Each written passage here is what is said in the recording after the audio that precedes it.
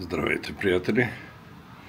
Днеска сме 22 август 25 година и сме тръгнали към Мъглиж, към местността.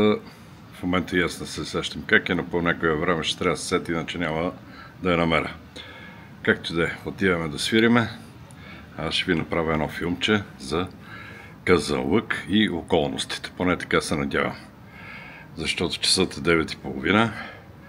Казаха, че ще почне да вали в 5 след обед, ама вече почна да капе и ще бъде интересно. По подбалканската, по дъжд, много ще ми хареса. Надявам се и на вас да ви хареса. А това тук вече ми е мръсното гаражче. Така, ето моторчето го готвиме за път. Имаме багаж. Опа, цяла торба. И под седалката също. Репертуар, чехли и снимачна техника. А това са боклуците, които трябва да изхвърля. С темповете, с които ги изхвърлям, може би до края на другата година гаража ще ми е чист. Ще правим включвания от различни места, защото ще си почивам често и защото ще ме вали дъжд най-вероятно. Приятно пътуване на мен и приятно прекарване на вас. Айде, тръгваме.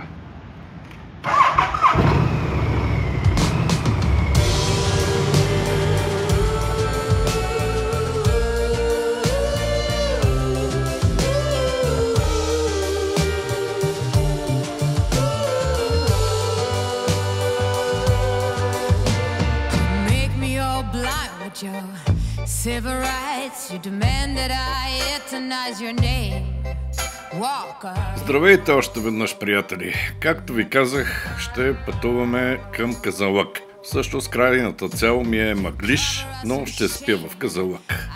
И там ще ви поснимам разни забележителности казанлъшки. Ще пътуваме по подбалканската магистрала, аз така си я наричам. Единственият проблем е, че трябва човек да се измъкне от София. А това, както знаете, никак не е лесно. Но след като някой вече се измъкнал от София, оттам нататък пътя е песен. Пътувате 15-20 км по едни прави отсечки и след това започват чудните завои на подбалканската магистрала. Пътя е прекрасен, завоите чудесни, гледките страхотни.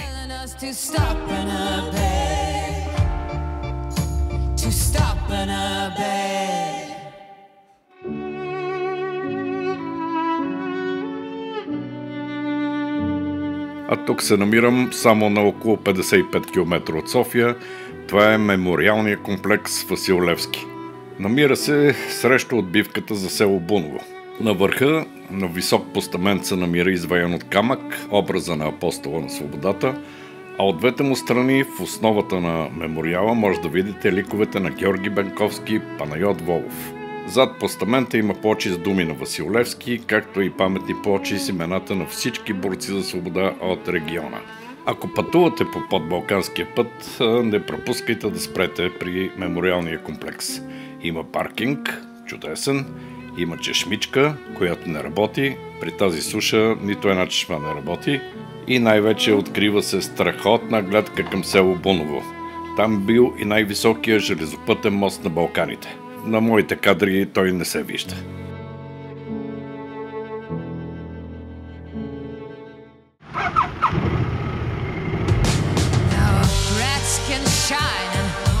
Аз пак да си говоря за подбалканския път, защото много си го харесвам. Път е в много добро състояние и минавате през Златица, Пирдоп, Антон, Клисура, Сопот, Карлово, Калофер. Близо сте до Павел баня и хоп в Казанлък. И после продължавате към Мъглиж. Все по този път. Прекрасен!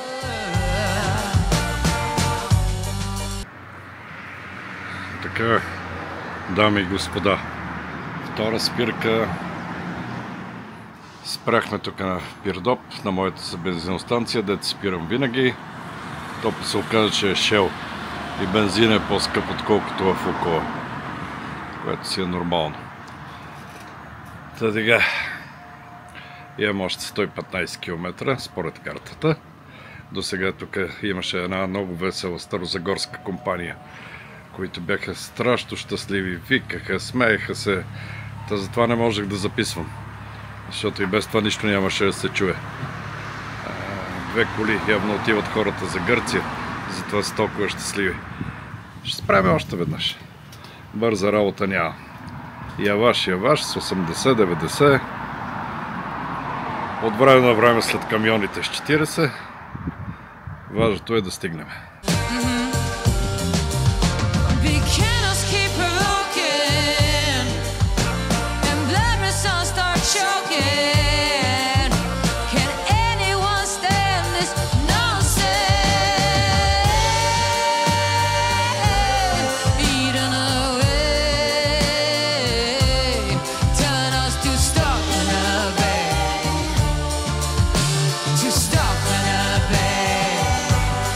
Продължава ремонта на мостовете, така че има светофари и леки задръствания.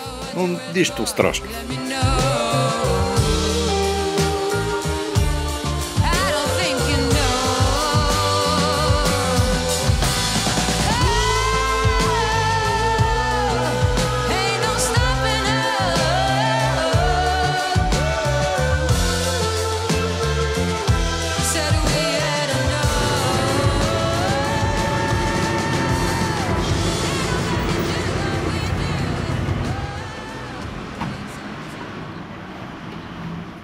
Дами и господа, току-що ядохме хот-дог с виенски кремвирши. Ако в Виена са такива кремвиршите, значи не обичаме виенски кремвирши. И освен, че беше виенски кремвирша, беше с някаква ужасно кисела горчица. Едно от най-евтините, които могат да се намерят на пазара. И останаха ни... тук. Успяхме да отключим. Останаха ни 62-3 км до Казанлък. Сигурно ще спрем още веднъж. Абе, до 3 ще се доберем.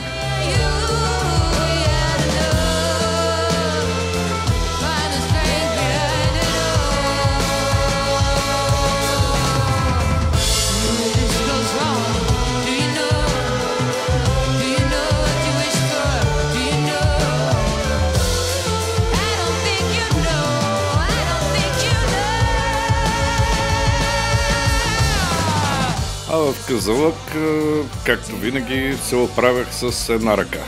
Тоест, с лявата ръка държа телефона, за да си намеря хотела, с дясната се опитам да давам газ и да натискам спирачка. Не е много приятно. Но скоро ще си купа държач и ще успея някакси да го монтирам.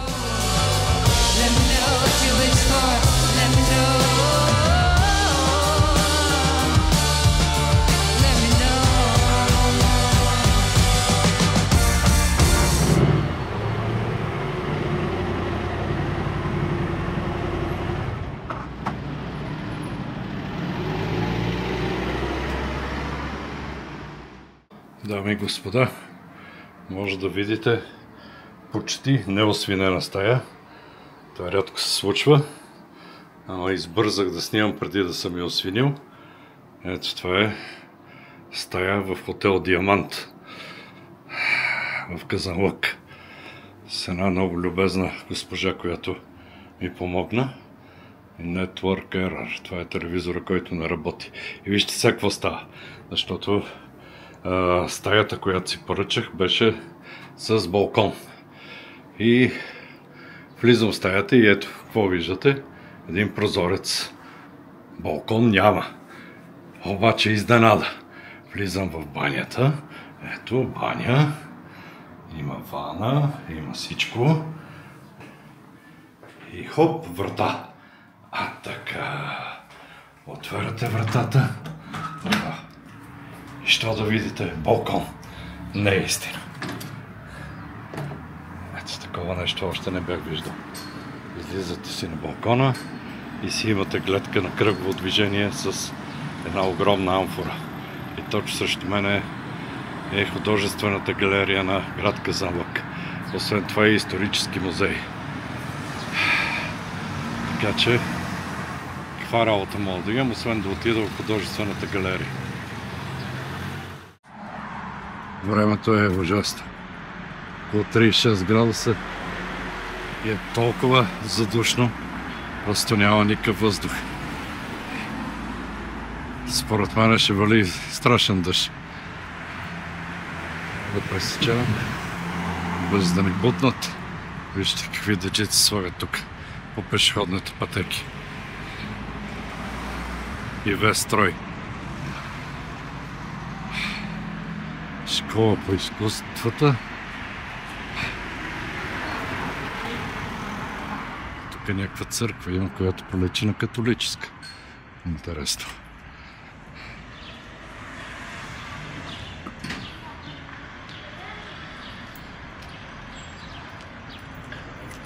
Здравейте. Здравейте.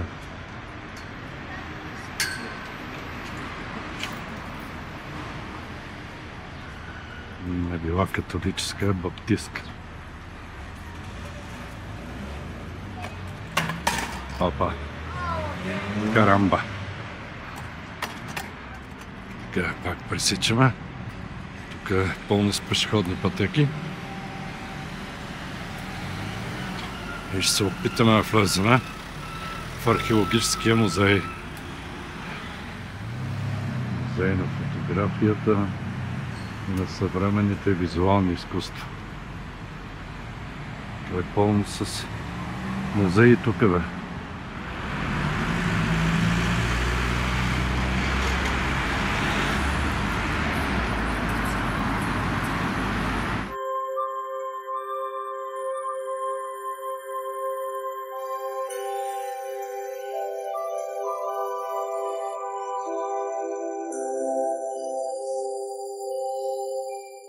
Историческият музей Искра в Казанлък е сред най-старите и най-богатите регионални музеи в България.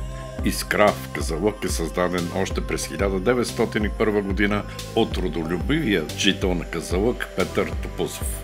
В музея се съхраняват над 50 000 оригинални експоната, отразяващи богатата култура на казанлъшкия край. Има много богата експозиция от костени сърпове, може би най-голямата в Европа, средновековна керамика, хладно и огнестрелно оръжие, накити и носии. Експозицията включва и златния венец на Сев III, който не беше там. Музеят популяризира и цялото историческо наследство на Казанлъшкия регион, в това число и всички тракийски гробници от долината на тракийските владетели. Тук има много експонати от град Севтополис, които казаха, че в момента дори може да се види, защото язовир Копринка толкова е пресъхнал, че се вижда залятия град. Има раздел Нова история, представени са снимки, медали и ордени, свързани с войните от 20 век. Тук е и партитурата на първата българска опера Сиромахиня от композитора Емануил Манолов. Най-новата история е посветена на участието на 23-ти пехотен шипченски полк във Втората световна война. И най-интересното за мен беше лютиерската експозиция на Кремона Казанлък, която е създадена преди повече от 100 години. Само за 5 години от старта малката работилница прераства в фабрика, която произвежда над 2000 бройки класически китари, по 1000 мандолини и цигулки. Майсторите правят също така 10 виолончела и първия контрабас в България.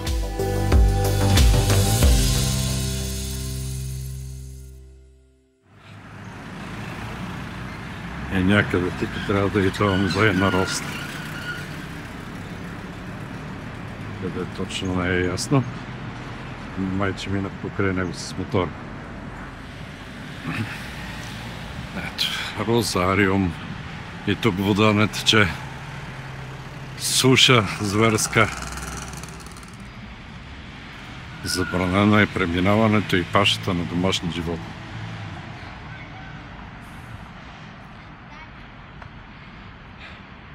Ти да видиш. Мириш страхотно, между другото. Въпреки че розите са полумъртви, мириш страхотно. Не е истина. Егът.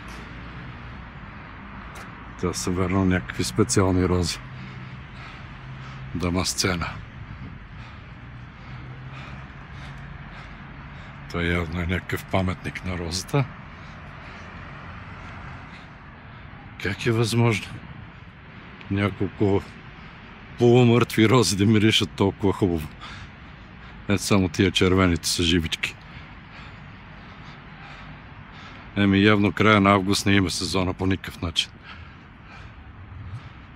Да. Тук е някакъв паметник за свободата на нападналите, за свободата на родината герои. Паметника, не знам кой го е проектирал, но прилича на крематориум. Ужасно. Хайдушка епопея, сръбско-българска война, балканско-освободителна война и всякакви други войни. И сега ще видим какво става с този музей. Как става влизането вътре. Казаха, че мога да снимам до всякъде. Ако имам въпрос, ще ми обяснат. Това е дистилерия от 19 век. Това била примитивна розоварна. Егете.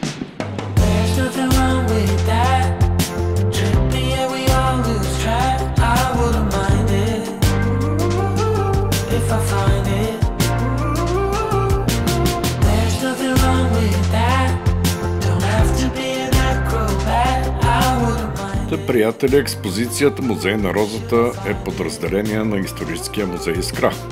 Главната цел на музея е да запознае хората, които го посещават, с историята на отглеждане на маслодайната роза. Изложените експонати са в две зали. В музея могат да се видят инструменти за обработка на розови градини, съдове за съхранение и износ на розово масло и розова вода. Има и магазинче за сувенири. Освен с такива свързани с производството на розово масло, може да се закупи и косметика, розов ликьор и гюлова ракия.